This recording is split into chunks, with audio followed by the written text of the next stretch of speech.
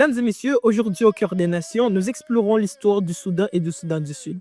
Un pays marqué par l'héritage colonial, des tensions ethniques et religieuses et une lutte pour les ressources. Après des décennies de guerre civile, le Soudan s'est divisé en 2011, donnant naissance au plus jeune État du monde. Mais, malgré cette indépendance, le pays reste fragile et les défis sont nombreux. Revenons sur les origines du conflit, les étapes de la séparation et les enjeux qui façonnent encore l'avenir de ces deux nations.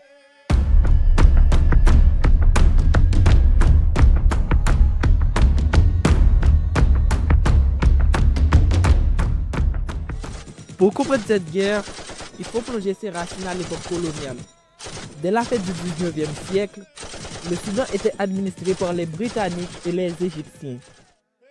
Les colons concentraient le pouvoir et le développement économique dans le nord, majoritairement arabes et musulmans, laissant le sud chrétien et animiste isolé, marginalisé et sous-développé. Lorsque le pays obtient son indépendance en 1956, les tensions étaient déjà vives. Les élites du Nord contrôlaient le gouvernement, imposant progressivement une islamisation et une arabisation du pays. Dans le Sud, cette politique était vécue comme une domination culturelle et religieuse. Le manque d'infrastructures, les discriminations et l'exclusion politique alimentaient la colère.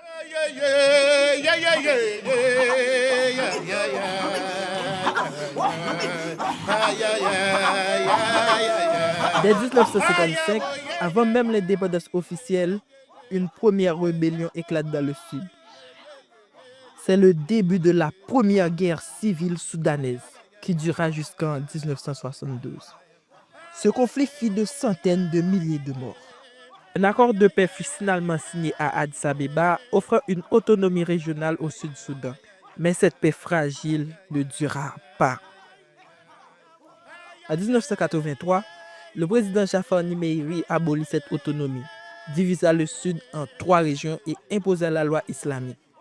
La charia sur tout le pays, y compris dans le Sud non musulman. Ce geste mit le feu aux poudres. Une nouvelle rébellion éclata, menée par l'armée populaire de libération du Soudan dirigée par John Garang. C'est le début de la Seconde Guerre civile soudanaise.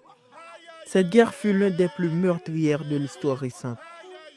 Elle dura plus de 20 ans, de 1983 à 2005.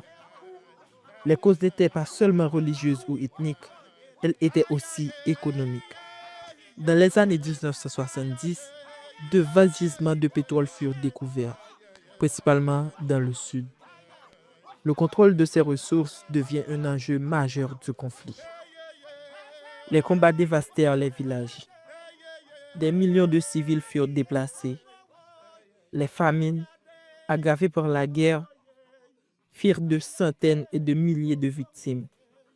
Les deux camps furent accusés de crimes de guerre, massacres, enrôlement forcé d'enfants, viols. La guerre n'épargna personne.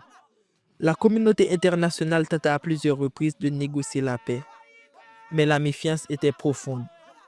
Ce n'est qu'en 2005 qu'un accord historique, le Comprehensive Peace Agreement, fut signé. Il prévoyait un partage du pouvoir, des revenus pétroliers et surtout un référendum d'autodétermination pour le Sud. En janvier 2011, ce référendum eut lieu. Le résultat fut sans appel. Près de 99% des Sud-Soudanaises votèrent pour l'indépendance. Le 9 juillet 2011, le Sud-Soudan devient officiellement le plus jeune État du monde. Les scènes de joie envahirent les rues de Juba, la capitale.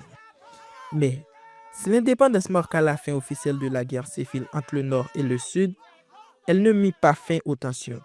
Les différends sur la frontière, le partage du pétrole et la situation au Darfour continuèrent d'empoisonner les relations entre Khartoum et Juba.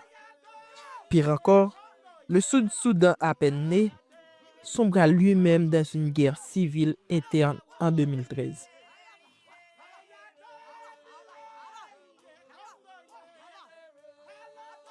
Le Soudan et le Soudan du Sud, deux nations séparées, mais liées par une histoire douloureuse. Les blessures demeurent, pourtant l'espoir d'un dialogue et d'une paix durable persiste, car l'avenir ne pourra se construire qu'ensemble. Hey,